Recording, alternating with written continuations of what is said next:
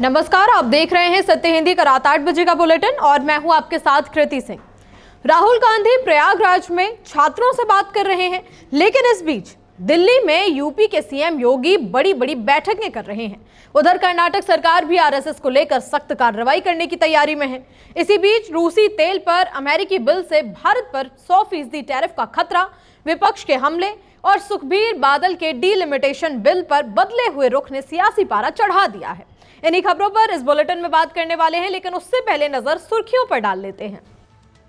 प्रयागराज में छात्रों से बात कर रहे राहुल, उमड़ी भीड़, बेरोजगारी और शिक्षा सुधार पर चर्चा। दिल्ली में सीएम योगी कर रहे बड़ी बैठकें, पीएम मोदी से 1 घंटे मुलाकात के बाद नवीन से मिले। आरएसएस पर कार्रवाई को लेकर प्रियंक खड़गे का बयान, बोले कानूनी दायरे में लेकर आएंगे। जेपीएससी परीक्षा विवाद पहुंचा सुप्रीम कोर्ट, सीबीआई जांच और ऑडिट की मांग पर बहस। अमेरिकी बिल से भारत में घिरे मोदी, विपक्ष बोला लगता नहीं कि आजाद है भारत। कांग्रेस नेता राहुल गांधी उत्तर प्रदेश में छात्रों की गूंज कार्यक्रम कर रहे हैं। राहुल छात्रों से बेरोजगारी और शिक्षा व्यवस्था में गड़बड़ी के मुद्दे पर बात कर रहे हैं।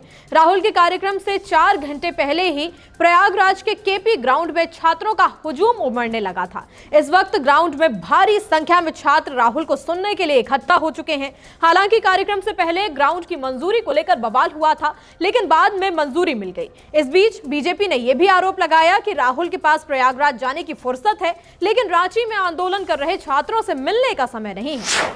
राहुल के कार्यक्रम से कुछ देर पहले ही मुख्यमंत्री योगी आदित्यनाथ ने आज दिल्ली में प्रधानमंत्री नरेंद्र मोदी से 1 घंटे तक मुलाकात की। सीएम योगी नई दिल्ली में पीएम मोदी के आवास पर पहुंचे, जहां दोनों नेताओं के बीच अहम बैठक हुई। हालांकि मुलाकात में किन मुद्दों पर बात हुई, इसकी आधिकारिक जानकारी अभी सामने नहीं आई है। माना जा रहा है कि यूपी के विकास प्रोजेक्ट्स, निवेश, इंफ्रास्ट्रक्चर, रोजगार, कानून व्यवस्था और आने वाले आगामी विधानसभा चुनाव को लेकर चर्चा हुई होगी। लेकिन कहानी यहां खत्म नहीं हुई। पीएम मोदी से मुलाकात के बाद सीएम योगी बीजेपी अध्यक्ष नितिन नवीन से मिलने के लिए उनके आवास भी पहुंचे।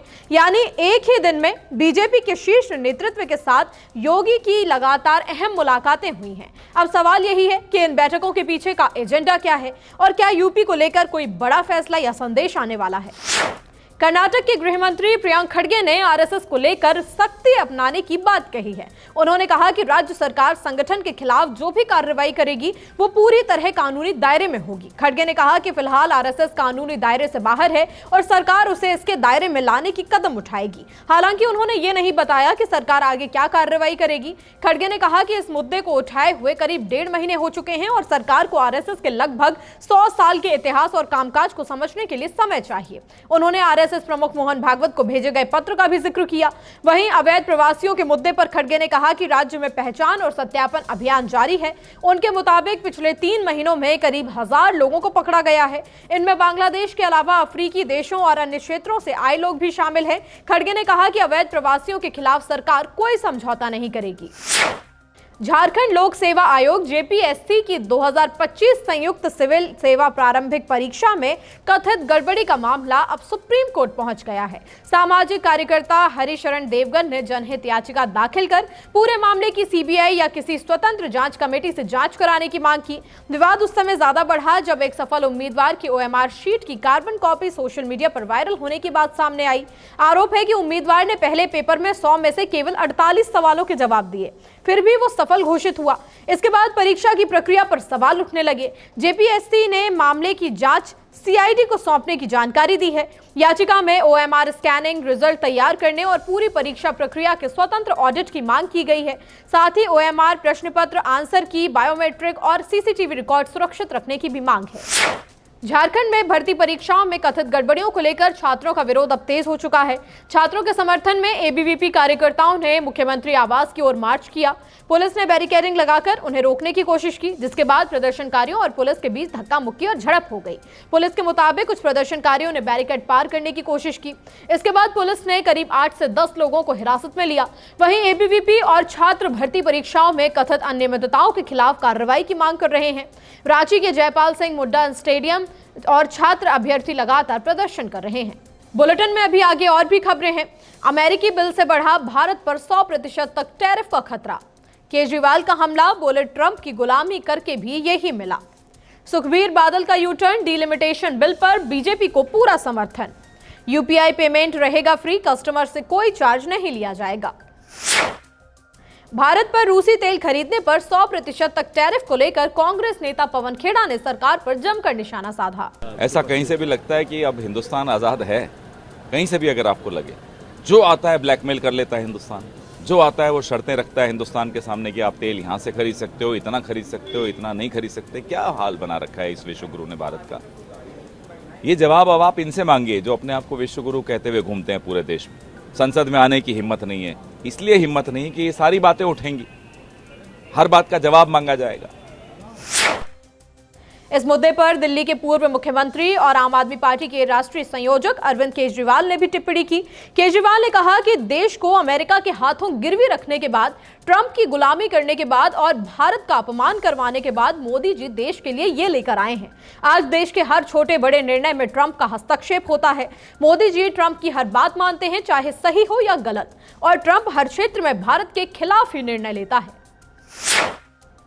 सुखबीर सिंह बादल की प्रधानमंत्री नरेंद्र मोदी से मुलाकात के ठीक एक दिन बाद शिरोमणि अकाली दल ने केंद्र के डिलिमिटेशन प्रस्ताव का समर्थन करते हुए लोकसभा सीटों में 50% बढ़ोतरी की मांग को मंजूरी दे दी है। साथ ही पार्टी ने महिला आरक्षण कानून को तुरंत लागू करने की भी मांग की। खास बात तो यह है कि कुछ महीने पहले अकाली दल इसी डिलिमिटेशन प्रस्ताव का विरोध कर रहा था। पार्टी का कहना था कि इससे पंजाब को नुकसान हो सकता है। अब बदले रुख के बाद राजनीतिक हलकों में अकाली दल और बीजेपी के पुराने गठबंधन की वापसी की चर्चा तेज हो चुकी है।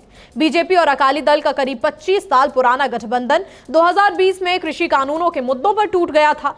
दोनों पार्टियों ने 2022 और 2024 के चुनाव अलग अलग लड़े थे। अब खबर यह है कि दोनों दलों के बीच फिर से बातचीत शुरू हो सकती है। हालांकि गठबंधन और सीटों के बंटवारे पर अंतिम फैसला बीजेपी का केंद्रीय नेतृत्व ही करेगा। यूपीआई इस्तेमाल करने वालों के लिए अब राहत की खबर आई है।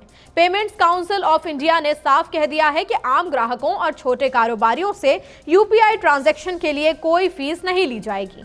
यूपीआई पर चार्ज लगने की खबरों के बाद लोगों के बीच इसे लेकर भ्रम की स्थिति बन गई थी। दरअसल संसद में payment and settlement systems act के कुछ प्रस्तावित बदलावों के बाद ऐसी चर्चाएं शुरू हुई थी कि यूपीआई पेमेंट पर शुल्क लगाया जा सकता है। अब सरकार और पेमेंट काउंसिल ने स्पष्ट कर दिया है कि ग्राहकों के लिए यूपीआई पहले की तरह फ्री रहेगा। फोन पे के सीईओ समीर निगम ने भी कहा कि यूपीआई भारत के सभी उपभोक्ताओं के लिए फ्री और ज्यादा रहेगा।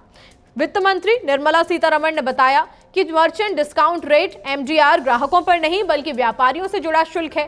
यानी फिलहाल क्यूआर कोड स्कैन करके पेमेंट करने पर आम लोगों को कोई भी अतिरिक्त ट्रांजैक्शन फीस नहीं देनी पड़ेगी। फिलहाल बुलेटिन में इतना ही। देश दुनिया की बड़ी खबरों के लिए आप बने रहिए सत्य हिंदी के साथ। नमस्कार।